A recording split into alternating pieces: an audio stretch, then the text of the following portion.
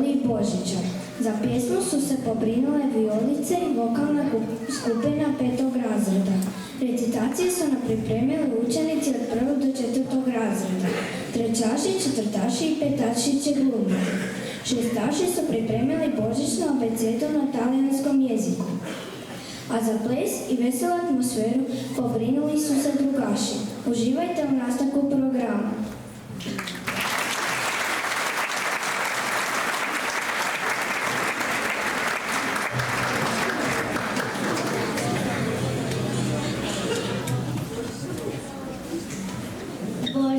Božić je došao, kucni taj čas kad rodio se Isus, donio nam spas.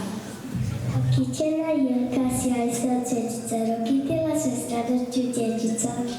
Darova ima puno, a u sve to daruje se i sreća, od one još prijašnje večer.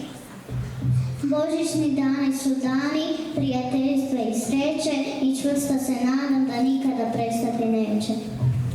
Sada kada je Božić, stvarno moram reći, od ljubavi i mira nema kraja sreći. Obitelj je nakupo, u našem domu zajedništvo vlada, zbog toga sretna sam jako i želim da tu ljubav u svom domu osjeća svatko.